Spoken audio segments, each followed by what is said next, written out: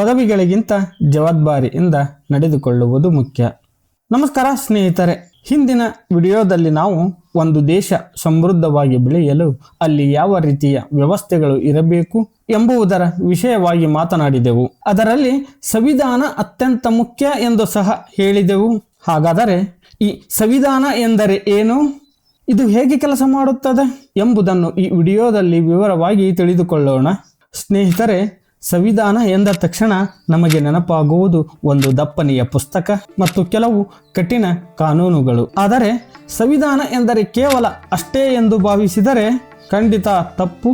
ಸಂವಿಧಾನ ಎನ್ನುವುದು ಒಂದು ದೇಶ ಅಥವಾ ಸಮಾಜದ ಆತ್ಮ ಇದ್ದಂತೆ. ಸರಳವಾಗಿ ಹೇಳಬೇಕೆಂದರೆ ಒಂದು ಸಮೂಹ ಅಥವಾ ಸಮಾಜವು ಒಟ್ಟಾಗಿ ಸೇರಿ ನಾವೆಲ್ಲರೂ ಹೇಗೆ ಬದುಕಬೇಕು ಎಂಬ ಜೀವನ ಪದ್ಧತಿಯನ್ನು ಸಂವಿಧಾನ ಎಂದು ಕರೆಯಬಹುದು. ನಮ್ಮ ಜೀವನ ಪದ್ಧತಿ ಹೇಗಿರಬೇಕು ಎಂದು ತಾವೇ ಮಾಡಿಕೊಂಡಿರುವ ಒಂದು ದೊಡ್ಡ ಬದ್ಧತೆಯ ಸಂವಿಧಾನ. ರೀತಿ ನೀತಿ ನಿಯಮಗಳನ್ನು ಮಾಡಿಕೊಂಡು ಅದರಲ್ಲಿ ಜೀವಿಸುವುದೇ ಸಂವಿಧಾನ ಎಂದು ಸಹ ಹೇಳಬಹುದು. ಆದರೆ ದೇಶದಲ್ಲಿ ಬಹಳಷ್ಟು ಜನರು ಎಂದುಕೊಂಡಿದ್ದಾರೆ ನಮ್ಮಲ್ಲಿ ಸಂವಿಧಾನ ಬಂದಿದ್ದು ಬ್ರಿಟಿಷರು ಹೋದ ಮೇಲೆ ಎಂದು ಅಥವಾ 1947 ನಂತರ ಎಂದು. ಆದರೆ ಇದು ಸತ್ಯವಲ್ಲ. ಸಂವಿಧಾನ ಎಂಬ ಪರಿಕಲ್ಪನೆ ಈ ಸಮಾಜದ ಹುಟ್ಟಿನಿಂದಲೇ ಇದೆ. ಮನುಷ್ಯ ಸಂಘಜೀವಿಯಾಗಿ ಜೀವಿಸಲು ಆರಂಭಿಸಿದ ನಂತರವೇ ಆರಂಭವಾಗಿದೆ ಈ ಸಂವಿಧಾನ. ಆದರೆ ಸಂಘಜೀವಿ ಎನ್ನುವ ಪದವನ್ನು ರಾಜಕೀಯ ಕಣ್ಣಿನಿಂದ ನೋಡಬೇಡಿ. ಇಲ್ಲಿ ಸಂಘ ಎಂದರೆ ಯಾವುದೇ ಪಕ್ಷ ಅಥವಾ ಸಂಘಟನೆ ಅಲ್ಲ. ಮನುಷ್ಯ ಒಂಟಿಯಾಗಿ ಬದುಕದೆ ಗುಂಪಾಗಿ ಸೇರಿ ಬದುಕುವ ಸ್ವಭಾವವನ್ನು ಹೇಳಲು ಬಳಸುವ ಸಾಮಾನ್ಯ ಪದವಿದು. ಇನ್ನೂ ಸ್ವಲ್ಪ ಮುಂದೋಗಿ ಹೇಳಬೇಕೆಂದರೆ ಮನುಷ್ಯ ಅಲೆಮಾರಿ ಜೀವನವನ್ನು ಬಿಟ್ಟು ಒಂದು ಕಡೆ ನೆಲೆಸಿ ಗುಂಪಾಗಿ ಬದುಕಲು ಆರಂಭಿಸಿದಾಗ ಆ ಬದುಕಿನ ವಿಧಾನವನ್ನು ಸಂಘ ಜೀವನ ಎಂದು ಕರೆಯುತ್ತಾರೆ. ಮನುಷ್ಯ ಸಂಘಜೀವಿಯಾಗಿ ಜೀವಿಸಲು ಆರಂಭಿಸಿದ ನಂತರವೇ ಆಗ ಸಮೂಹದಲ್ಲಿ ಶಾಂತಿ ಕಾಪಾಡಲು ನಿಯಮಗಳು ಬೇಕಾದವು. ಅದೇ ಸಂವಿಧಾನದ ಮೊದಲ ಹೆಜ್ಜೆ. ಆಯಾ ಕಾಲಕ್ಕೆ ತಕ್ಕಂತೆ ತನ್ನದೇ ಆದ ನಿಯಮಗಳನ್ನು ರೂಪಿಸಿಕೊಂಡು ಬದುಕನ್ನು ನಡೆಸುತ್ತಿದ್ದಾನೆ. ಕಾಡಿನಲ್ಲಿದ್ದ ಮನುಷ್ಯನಿಂದ ಹಿಡಿದು ನಾಗರಿಕತೆ ಬೆಳೆದವರೆಗೂ ಪ್ರತಿಯೊಂದು ಸಮೂಹಕ್ಕೂ ಒಂದು ಅಲಿಖಿತ ಸಂವಿಧಾನವಿತ್ತು. ತಪ್ಪು ಮಾಡಿದರೆ ಶಿಕ್ಷೆ ಏನು, ಗುಂಪನ್ನು ಮುನ್ನಡೆಸುವವರು ಯಾರು ಎಂಬ ಪ್ರಶ್ನೆಗಳಿಗೆ ಉತ್ತರಗಳು ಅವರಲ್ಲಿಯೇ ಇದ್ದವು. ಹೀಗಾಗಿ ಸಂವಿಧಾನ ಎನ್ನುವುದು ಇವತ್ತು ಬಂದ ಹೊಸ ವಿಷಯವಲ್ಲ.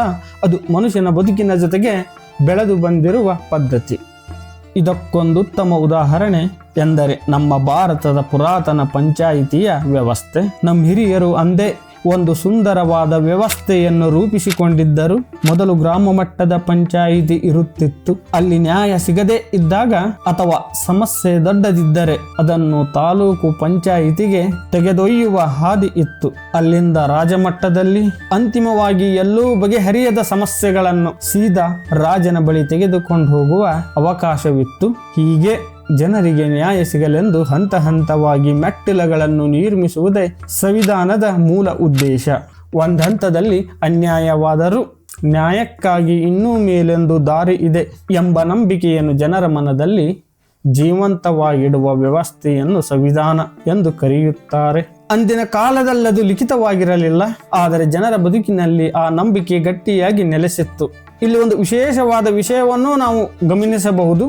ಇವತ್ತು ಯಾವುದನ್ನು ತಾಲೂಕು ಅಥವಾ ಜಿಲ್ಲೆ ಎಂದು ಕರೆಯುತ್ತೇವೆಯೋ ಅಂದಿನ ಕಾಲದಲ್ಲವುಗಳಿಗೆ ನಾಡು ಮತ್ತು ವಿಷಯ ಅಥವಾ ಮಂಡಲ ಎಂದು ಸಹ ಕರೆಯುತ್ತಿದ್ದರು. ಕಾಲ ಬದಲಾದಂತೆ ಹೆಸರುಗಳು ಬದಲಾಗಿರಬಹುದು, ಆದರೆ ಹಳ್ಳಿ ಮಟ್ಟದಿಂದ ಹಿಡಿದು ರಾಜನವರಿಗೆ ಹಂತ ಹಂತವಾಗಿ ನ್ಯಾಯವನ್ನು ಹಂಚುವ ಈ ವ್ಯವಸ್ಥೆ ಮಾತ್ರ ಸಾವಿರಾರು ವರ್ಷಗಳಿಂದ ನಮ್ಮ ಮಣ್ಣಿನ ಕಣಕಣದಲ್ಲೂ ಬೆಳೆದು ಬಂದಿದೆ. ಇದನ್ನೇ ನಾವು ಆ ಕಾಲದ ಅಲಿಖಿತ ಸಂವಿಧಾನ ಎಂದೂ ಸಹ ಕರೆಯಬಹುದು. ಹಾಗಾದರೆ ಇವತ್ತಿನ ಆಧುನಿಕ ಸಂವಿಧಾನ ಏನು ಮಾಡುತ್ತಿದೆ? ಅದು ಪರಂಪರೆಯ ರೂಪದಲ್ಲಿದ್ದ ಆ ನಂಬಿಕೆಯನ್ನು ಇಂದು ಲಿಖಿತ ರೂಪದಲ್ಲಿ ದಾಖಲಿಸಲಾಗಿದೆಯೇ? ಈ ಸಂವಿಧಾನವು ದೇಶದ ಪ್ರತಿಯೊಂದು ಅಂಗಕ್ಕೂ ಅದರದ್ದೇ ಆದ ಜವಾಬ್ದಾರಿಯನ್ನು ಹಂಚಿಕೊಂಡಿದೆ. ಸರ್ಕಾರ, ನ್ಯಾಯಾಂಗ, ಸಂಸತ್ತು ಎಂದು. ಅಂದು ರಾಜನಿಗಿದ್ದ ಅಧಿಕಾರಕ್ಕೂ ಮಿತಿ ಇರುತ್ತಿತ್ತು. ಇಂದು ಸಹ ಪ್ರಧಾನಿ ಅಥವಾ ರಾಷ್ಟ್ರಪತಿಯ ಅಧಿಕಾರಕ್ಕೂ ಈ ಸಂವಿಧಾನ ಒಂದು ಮಿತಿ ಹಾಕುತ್ತದೆ. ಯಾರೂ ಕೂಡ ಜನರ ಮೇಲೆ ದಬ್ಬಾಳಿಕೆ ಮಾಡದಂತೆ ಇದು ತಡೆ ಹಿಡಿಯುತ್ತದೆ. ಈ ದೇಶದ ಪ್ರತಿಯೊಬ್ಬ ನಾಗರಿಕನಿಗೂ ಸಮಾನವಾದ ಗೌರವ ಮತ್ತು ನ್ಯಾಯ ಸಿಗಬೇಕೆನ್ನುವುದು ಈ ವ್ಯವಸ್ಥೆಯ ಮೂಲ ಉದ್ದೇಶ. ಕೊನೆಯದಾಗಿ ಹೇಳಬೇಕೆಂದರೆ ಸಂವಿಧಾನ ಎಂಬುವುದು ಕೇವಲ ವಕೀಲರ ಅಥವಾ ರಾಜಕಾರಣಿಗಳ ವಿಷಯವಲ್ಲ. ಅದು ನಿಮ್ಮೆಲ್ಲರ ಬದುಕಿನ ಚೌಕಟ್ಟು. ನಮ್ಮ ಹಿರಿಯರು ಪಾಲಿಸಿಕೊಂಡು ಬಂದ ಆ ನ್ಯಾಯದ ಹಾದಿಯನ್ನಿಂದನ ಕಾಲಕ್ಕೆ ತಕ್ಕಂತೆ ಅಚ್ಚುಕಟ್ಟಾಗಿ ರೂಪಿಸಿಕೊಂಡಿರುವುದೇ ಸಂವಿಧಾನ. ಯಾವ ದೇಶದಲ್ಲಿ ಈ ಜೀವನ ಪದ್ಧತಿ ಅಥವಾ ನಿಯಮಗಳನ್ನು ಪ್ರತಿಯೊಬ್ಬರು ಗೌರವಿಸುತ್ತಾರೋ ಆ ಸಮಾಜವು ಶಾಂತಿಯಿಂದಿದ್ದು ಬದುಕಲು ಸಾಧ್ಯ. ಅದನ್ನೇ ನಾವು ಸಂವಿಧಾನ ಎನ್ನುತ್ತೇವೆ. ಇಲ್ಲಿಯವರೆಗೆ ನಾವು ಸಂವಿಧಾನ ಎಂದರೆ ಏನು ಮತ್ತು ಒಂದು ಸಮೂಹ ತನ್ನ ಬದುಕಿಗಾಗಿ ರೂಪಿಸಿಕೊಂಡ ವ್ಯವಸ್ಥೆ ಹೇಗಿರುತ್ತದೆ ಎಂಬುದನ್ನು ತಿಳಿದುಕೊಂಡೆವು. ಆದರೆ ಈ ಎಲ್ಲಾ ಚರ್ಚೆಗಳ ನಡುವೆ ಒಂದು ಅತ್ಯಂತ ಪ್ರಮುಖವಾದ ಪ್ರಶ್ನೆ ಏನೆಂದರೆ, ನಾವಿಂದು ಅನುಸರಿಸುತ್ತಿರುವ ಈ ದೇಶದ ಸಂವಿಧಾನ ನಿಜವಾಗಿಯೂ ನಮ್ಮ ಭಾರತೀಯ ಸಂಸ್ಕಾರ, ಸಂಸ್ಕೃತಿ, ಪರಂಪರೆ ಮತ್ತು ಇಲ್ಲಿನ ಜನರ ಆಲೋಚನೆಗಳ ಫಲವೇ? ಅಥವಾ ಆಂಗ್ಲರು ಭಾರತವನ್ನು ತೊರೆಯುವ ಸಂದರ್ಭದಲ್ಲಿ ತಮಗೆ ಅನುಕೂಲವಾಗುವ ಆಡಳಿತ ಚೌಕಟ್ಟನ್ನು ರೂಪಿಸಿ ಅದನ್ನೇ ಸಂವಿಧಾನದ ಹೆಸರಿನಲ್ಲಿ ನಮ್ಮ ಕೈಗೆ ಒಪ್ಪಿಸಿ ಹೋದರೆ? ಈ ಪ್ರಶ್ನೆ ಕೇವಲ ಒಂದು ಸಾಮಾನ್ಯ ಅನುಮಾನವಲ್ಲ. ಇದು ನಮ್ಮ ಇತಿಹಾಸ, ರಾಜಕೀಯ ಮತ್ತು ಪ್ರಜಾಪ್ರಭುತ್ವದ ಮೂಲ ಸ್ವರೂಪವನ್ನೇ ಪ್ರಶ್ನಿಸುವಂತಹ ವಿಚಾರ. ಏಕೆಂದರೆ ಇದು ನಮ್ಮ ಮಣ್ಣಿನ ಗುಣಕ್ಕೂ ಮತ್ತು ಇಂದಿನ ಕಾನೂನಿಗೂ ಎಷ್ಟರ ಮಟ್ಟಿಗೆ ಹೊಂದಾಣಿಕೆ ಇದೆ. ಅಂದು ಸಂವಿಧಾನ ಸಭೆಯಲ್ಲಿದ್ದ ನಮ್ಮ ನಾಯಕರ ಸ್ವತಂತ್ರ ನಿರ್ಧಾರಗಳು ಯಾವುವು ಮತ್ತು ಬ್ರಿಟಿಷರ ಆಡಳಿತದ ಪ್ರಭಾವ ನಮ್ಮ ಮೇಲೆ ಎಷ್ಟರ ಮಟ್ಟಿಗಿತ್ತು? ಈ ಎಲ್ಲ ಗಂಭೀರ ವಿಷಯಗಳನ್ನು ನಾವು ಮುಂದಿನ ವಿಡಿಯೋಗಳಲ್ಲಿ ಆಳವಾಗಿ ಚರ್ಚಿಸೋಣ, ತಿಳಿಯೋಣ.